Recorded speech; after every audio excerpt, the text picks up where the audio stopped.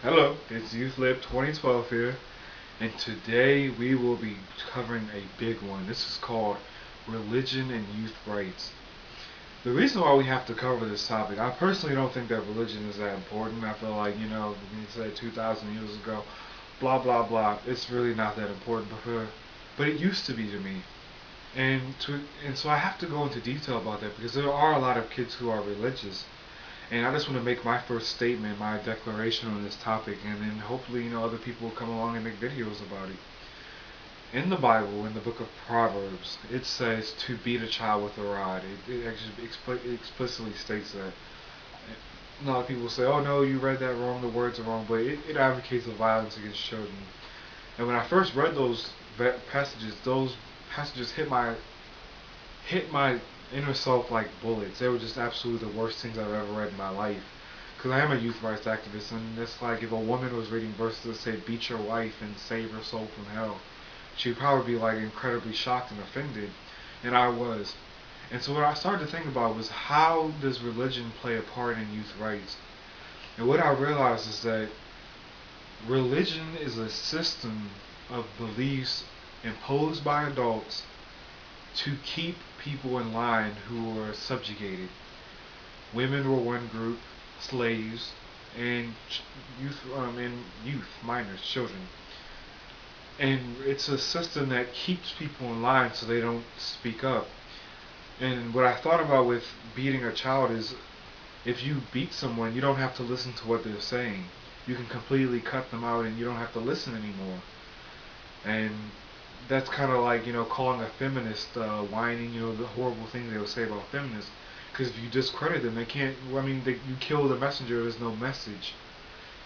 And so I think beating children, which is advocated in the Bible, it made sense 2,000 years ago, because they didn't want to listen to what their kid had to say. There's people now who think that my child better not tell me anything. I'll tell them what to do, and they don't tell me anything. And that was the same thing 2,000 years ago. They legit thought, like, if you are my child, you don't speak up, and if you do, I'll beat you. And if you're a woman, you are submissive to me, and if you are a slave, you obey me. And if I am your king, then you don't stand up against me.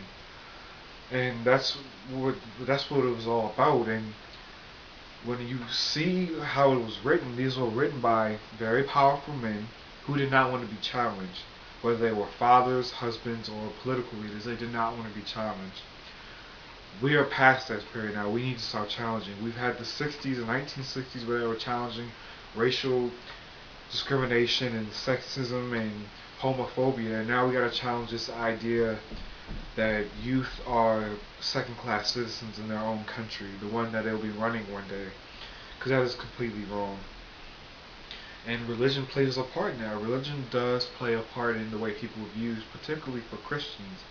I can't really speak for Muslims or Jewish people, but for Christians, there's this attitude that beat them with a rod and you'll save their soul from hell, and it's absolutely terrible because you can't think about it. You can't beat a dog. They have ASPCA will come after you. You can't beat your coworkers. You can't beat prisoners whenever you feel like it. You might use force, but you can't whenever you feel like it. You can't beat your wife, but you can beat somebody who's defenseless, a child. It's completely disgusting. And it shows you how awful a society has become when we can't even treat... We're not awful. Let me retract that. Not awful, but misguided. Because every human being deserves to be treated right. And if this religious book says what it says, we don't need to listen to it anymore. We just don't need to listen to it anymore, to be honest. That's just my opinion on it. If you're a radical Christian or you want to debate theology, please don't even bother listening to this video or commenting, because I didn't come here to debate or to talk to you about this topic, because I'm just saying the way I feel. If this book said that black people were all animals, black people probably wouldn't believe in it. But for some reason, or to kill black people or to hurt black people, then black people wouldn't believe in it. They say this is a terrible book, it's awful, it's terrible. If this book said to beat all immigrants, and the immigrants wouldn't, since most people are immigrants, they wouldn't believe in it. But when it says beat children, they when also people act like, oh, it has some validity to that. Man, it's just disgusting. But it's a part of our lives. Religion plays a part of our lives. Not as much as it did 50 years ago, but it still does. And this hierarchy that it established needs to be destabilized because, not destabilized, destroyed. Because young people should be at the top of the list. You know, the futures of the country the futures of the world should be making the decisions. I know what you might say, how does a 5-year-old make a decision? But there are, gosh, there are so many things that young people can talk about and make decisions on that they're not given the right to. So, and that's, you know, how religion plays into it.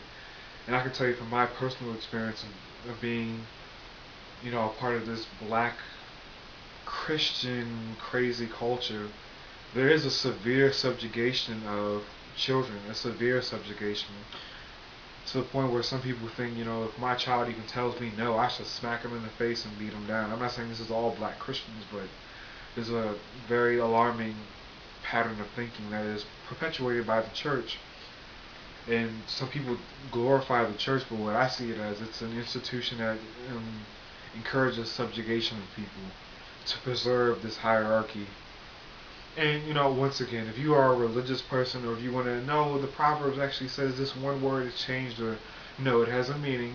Anybody can read it, and it's there. Admit it, it's there. And the same thing with the Quran says a husband can hit his wife.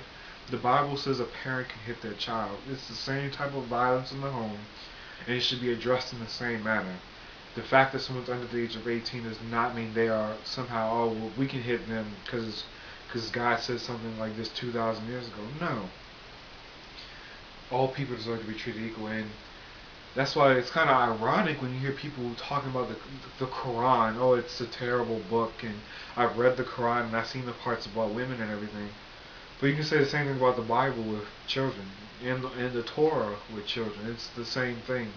We subjugate people and we hit them when we want them to shut up and not say anything to us or challenge us.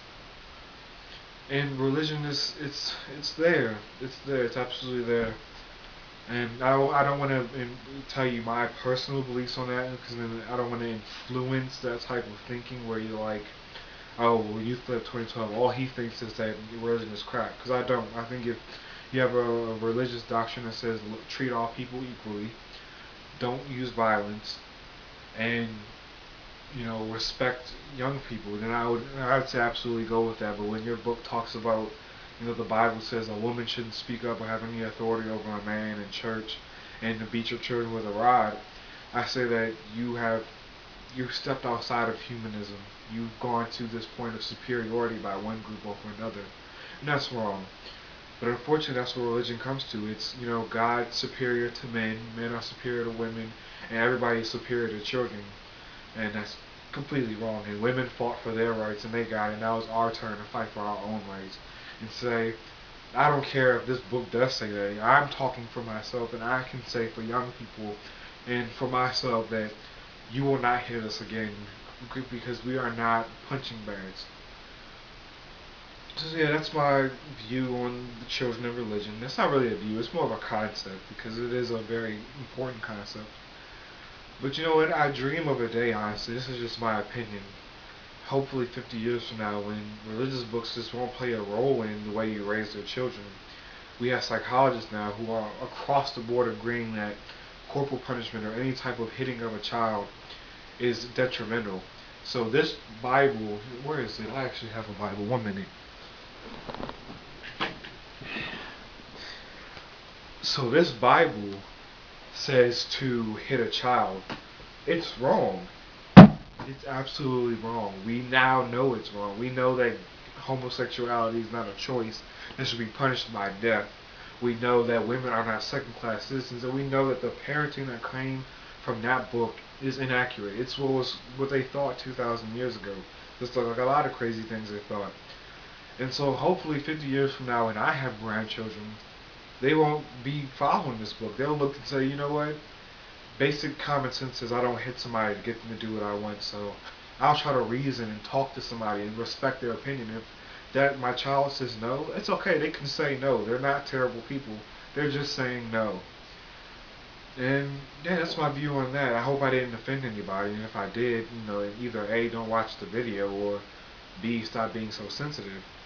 But yeah, that's my view, and if you don't like it, I apologize for if it offended you. But it wasn't meant to offend. It was just an educational point of view, like to show you how religion and youth rights are like intertwined concepts. Then yeah, tune in for more.